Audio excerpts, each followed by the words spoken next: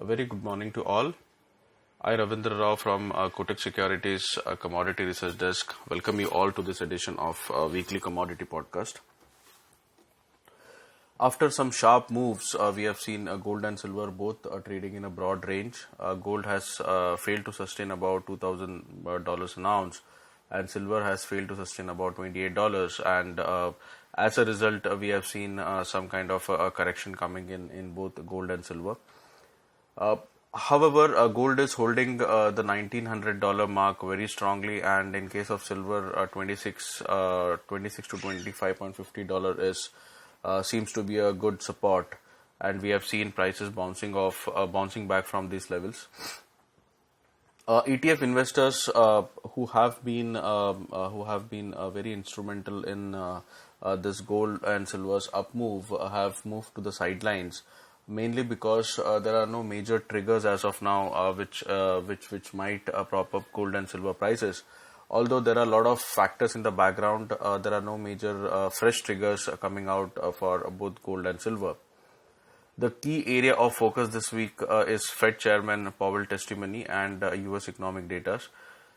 Fed is likely to maintain a cautious tone on US economy and may re-emphasize on need for additional fiscal support. However, after last week's FOMC minutes, market players are keen on understanding whether the Fed will link interest rate to inflation or even target bond yields. US economic data are likely to be mixed. So we expect a choppy trade in gold and silver both, but we might see some kind of a selling coming in at higher levels. However, the levels to watch on the upside would be 1980. Initially, it would be 1960 and then 1980. If the bulls succeed in sustaining the prices above 1960, 1980, we might see again the bulls targeting $2,000 and higher.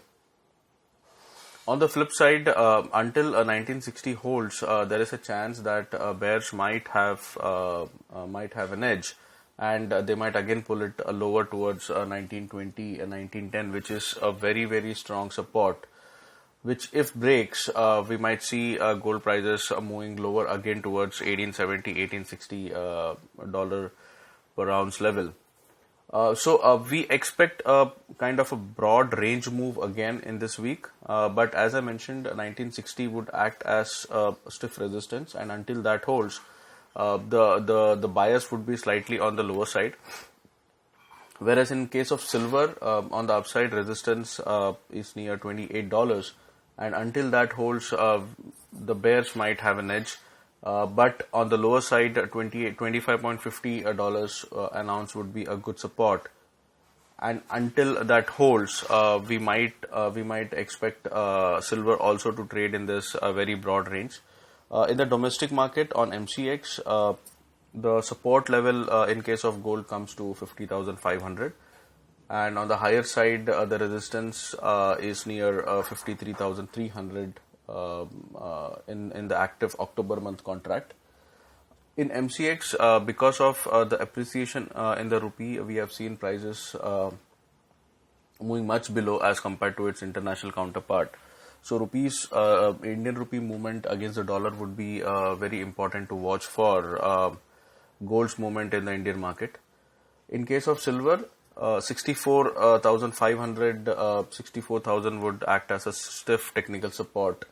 And on the higher side, we might see 69,000 acting as a stiff resistance. So we expect this range to continue with a bias slightly on the lower side.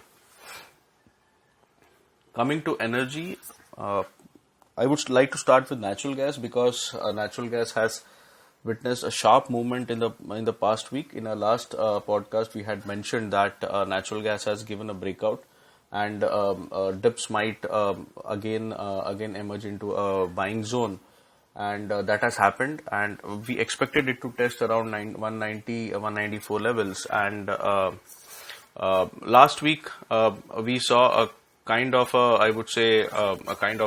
mixed move. Initially it went up till 180 to 183 levels, and then it fell, and in yesterday's session natural gas has moved higher and ended up almost 4.5%, and came close to the mentioned level of 190. It hit high of 189.50. But still, it looks a little positive, and we expect natural gas prices to test 194 immediately. Now, last week, as I mentioned, it was a little mixed. However, it ended with a 3.9% gain, and yesterday's session was witnessed a sharp move. Now, amid other factors, support from lower production, a decline in rig count, and improving industrial demand in the US are supportive factors. And on the negative side, we feel that higher US gas stocks might cap the gains. However, as I mentioned, we maintain a buy on dips view amid general improvement in US demand and exports. But on the technical front as well, we expect some more upside. 194 would be the immediate resistance, so we might see some kind of a selling coming in from 194, 196 levels. But till then, the buyers would be on the higher side, and a dip towards say 180 to 180 would again witness some kind of a buying. Now, coming to crude, crude has been stuck in a narrow range since long now, and it is actually frustrating for the speculators, as it is not giving any clear direction, mainly due to mixed factors.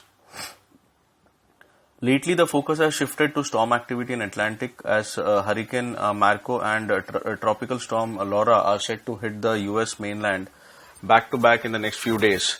Storm activity has led to production shutdown of about 1.065 million barrels per day in the Gulf of Mexico.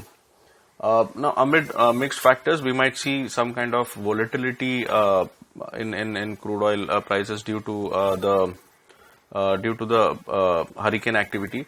However, we expect the broad range to continue in crude oil due to the mixed factors, and it might be supported at lower levels due to general strength in the equity market. So we might see buying emerging at lower levels. The broad range would be somewhere near $43.50, $44 in case of NYMEX crude oil, and on the lower side, the support would be near $41 to $40 per barrel. Lastly, the base metals pack has witnessed a sharp move.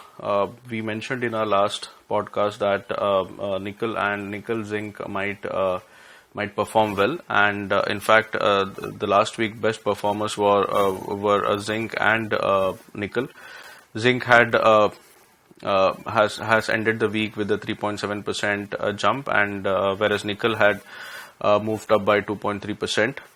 Copper gained by 2%. In other metals, both aluminium and lead ended with more than 1% gains. After a sharp move, we have witnessed some kind of a profit taking in almost all metals. Copper went up to $6,700 on the LME, but witnessed profit taking, and it again fell towards 6,480 odd levels on the LME. In case of base metals, dollar has been one of the important factors which has propped up prices. But recent stability in US dollar and US China tensions, along with the surging virus cases globally, has somewhat capped the gains.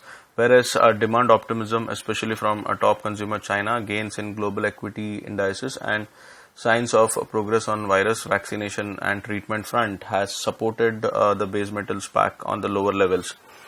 So overall, the mixed factors continue to keep the base metal pack supportive. On the fundamental front, copper prices may seek support from lower stocks at LME, along with signs of tightness in physical market, as is evident from a widening backwardation between LME cash to 3-month prices. In case of nickel, prices may be supported by strong demand from China's stainless steel sector and decline in ore output from top exporter the Philippines. However, higher inventories at both LME and SHFE may cap the upside. As per the latest data from ILZSG, global zinc market surplus narrowed to 2,000 tons in June, from 19,000 tons in May, while surplus in global lead market fell to 16,300 tons in June from 45,300 tons in May. So overall, buyers for most of the metals remains a buy on dip, tracking optimism, demand optimism, and upbeat risk appetite, as is evident from gains across global equity markets. However, we need to watch for the levels, like in case of copper. After a sharp move to $6,700 on the LME, we have seen a throwback towards 6,480, 490, and again it is trying to move higher. So until 6,200, 250 holds on the LME, we expect a resumption of the up move, and it might once again target 6,600, $6,650. In case of nickel, $15,200, $15,300 looks very likely. So a buy and dip should be the strategy. On the MCX, 1,092 would be the buying zone, whereas the support would be somewhere near 1,083. Now this is in case of August contract, but in case of a September contract, the buying zone comes to somewhere near 1,108, and strong support is near 1,092. In case of zinc, prices are sustaining close to 2460, 2470, which is the immediate resistance. And if it sustains about $2,470, $2,480, we might see it going higher to $2,550, $2,560 as well. So on the MCX, it might come close to 200, or it might even go above the 200 levels in the September contract.